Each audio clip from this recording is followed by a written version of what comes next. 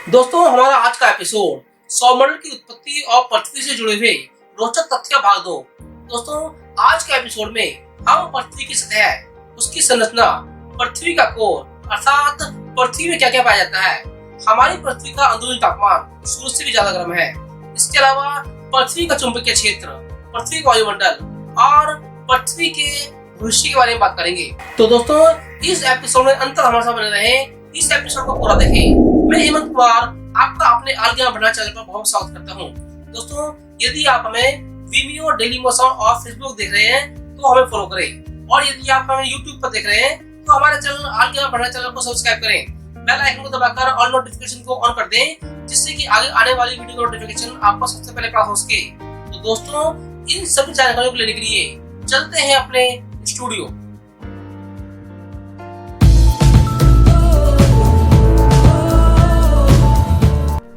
दोस्तों, आज के एपिसोड में हम पृथ्वी की सतह, पृथ्वी की संरचना, पृथ्वी का वायुमंडल, पृथ्वी का चुंबकीय क्षेत्र और उसके भविष्य के बारे में बात करेंगे। तो स्वागत है आपका हमारी आल ज्ञान भंडार चैनल पर। दोस्तों, यदि आपने हमारा सौरमंडल की उत्पत्ति और पृथ्वी से जुड़े हुए रोचक तथ्य भाग 1 नहीं देखा है तो इस एपिसोड के बाद आई बटन पर जाकर उस एपिसोड को अभी देख सकते हैं। तो चलिए शुरू करते हैं। पृथ्वी की संरचना 4 स्तरों से मिलकर बनी है: अंदर की कोर, बाहर की कोर, आवरण और पपड़ी।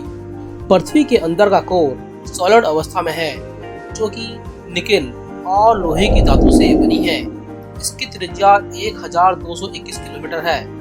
यहाँ का तापमान 5400 डिग्री सेल्सियस जितना होता है, जो कि सूर्य की सतह से भी ज्यादा गर्म है। इसके ऊपर बाहर की कोर है, जो लिक्विड अवस्था में है। ग्रह का चुंबकीय क्षेत्र यहाँ से ही उत्पन्न होता है। इस कोर के ऊपर आवरण है, जो कि पत्थरों से बना हुआ है, और आखिर में सबसे बाहर का स्तर पपड़ी है। यह सतह से 30 किलोमीटर नीचे तक फैला हुआ है। अब जानते हैं इसकी सतह को।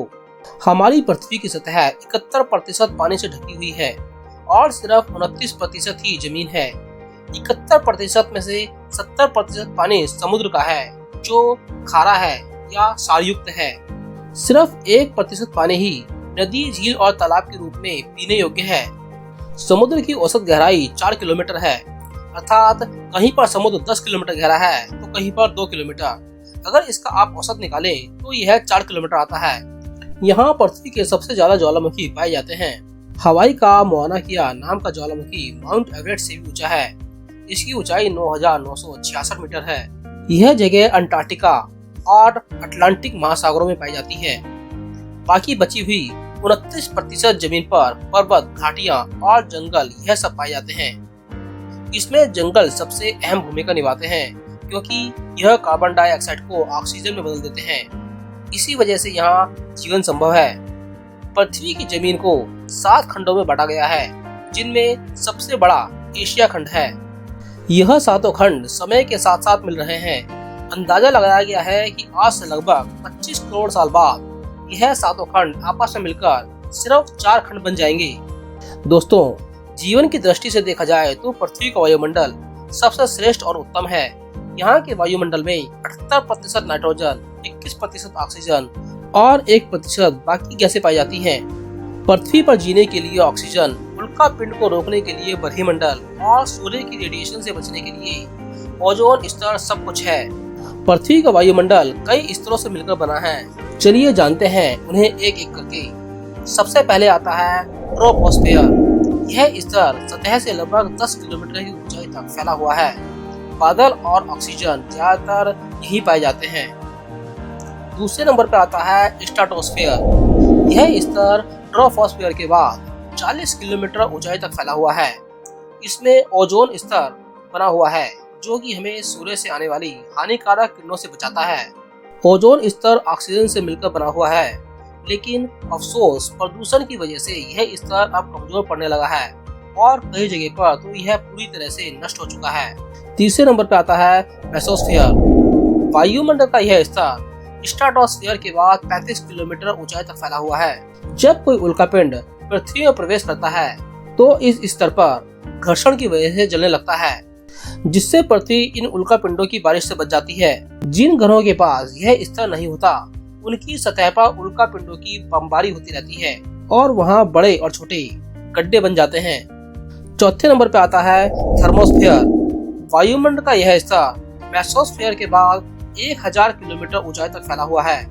यहाँ हवा और वायु बहुत कम मात्रा में होते हैं, लेकिन फिर भी यह स्तर बेहद खास है क्योंकि सूर्य से आने वाले विद्युत कण इस क्षेत्र में ठहर जाते हैं। इन्हीं कण की वजह से वहाँ रंगीन प्रकाश दिखाई देता है जिसे हम ऑरोरा कहते हैं। यह हमें उत्तर और दक्षिण ध्रुव पर देखने को मिलता है। पांचवें नंबर पे आता है एक्सोस्फीयर। वायुमंडल का यह स्तर आखिरी है जो थर्मोस्फीयर से 1,00,000 किलोमीटर की ऊंचाई तक फैला हुआ है। इसमें लगभग ना के बराबर हवा और गैस होती है। इस स्तर के आखिरी छोर पर चंद्रमा की आधी दूरी बन जाती है। दोस्तों, अब जानते हैं पृथ्वी के चुंबकीय क्षेत्र के बारे में। किसी ग्रह के लिए मैग्नेटोस्फीयर का होना बेहद जरूरी है। पृथ्वी के केंद्र में रहा प्रवाही धातु चुंबकीय क्षेत्र को उत्पन्न करता है, जिससे ग्रह के 2 चुंबकीय ध्रुव बनते हैं, उत्तरी ध्रुव और दक्षिणी ध्रुव। सूर्य से आने वाले विद्युत कण ग्रह के वायुमंडल को नष्ट करने की क्षमता रखते हैं, लेकिन इस चुंबकीय क्षेत्र की वजह से वह अंदर प्रवेश नहीं कर सकते।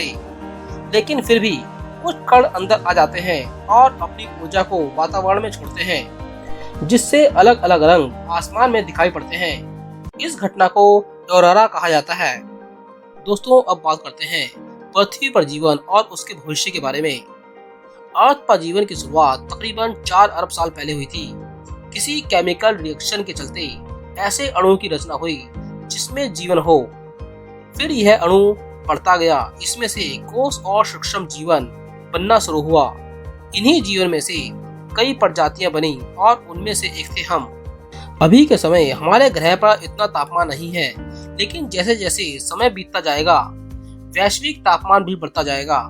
साथ ही कुछ अरब साल बाद सूर्य का ईंधन खत्म हो जाएगा और वह सुपरनोवा बनना शुरू हो जाएगा, जिससे यह बढ़ने लगेगा और वायुमंडल के ग्रहों को अपने अंदर समेट लेगा। पहले बुध, फिर शुक्र और आखिर में हमारी पृथ्वी को भी। पर यह घटना होने में अभी कई अरब साल बाकी हैं। साथ ही ब्रह्मांड में हमें कई ऐसे ग्रह मिले हैं जिन पर जीवन बनाया जा सकता है। हो सकता है हम इंसान उस समय किसी और ग्रह पर अपना जीवन बना सकें। फिलहाल तो मंगल ग्रह पर जीवन की तैयारी हो रही है। तो दोस्तों, आपको हमारा यह एपिसोड कैसा लगा? यदि यह एपिसोड आपको पसंद आया हो तो हमारे इस एपिसोड को लाइक करें, अपने दोस्तों को शेयर करें। यदि आप हमें वीमियो, डेलीमोशन और फेसबुक पर देख रहे हैं तो हमें फॉलो करें, और यदि आप हमें यूट्यूब पर देख रहे हैं तो हमारा चैनल ऑल ज्ञान भंडार चैनल को सब्सक्राइब करें। बेल आइकन को दबाकर ऑल नोटिफिकेशन को ऑन कर दें, जिससे कि आगे आने वाली वीडियो का नोटिफिकेशन आपको सबसे पहले प्राप्त हो सके। दोस्तों, यदि आपने हमारा सौरमंडल की उत्पत्ति और पृथ्वी से जुड़े हुए रोचक तथ्य भाग 1 नहीं देखा है तो आई बटन पर जाकर अभी उस भाग को देख सकते हैं। तो दोस्तों, अगली वीडियो के साथ फिर मिलते हैं। धन्यवाद।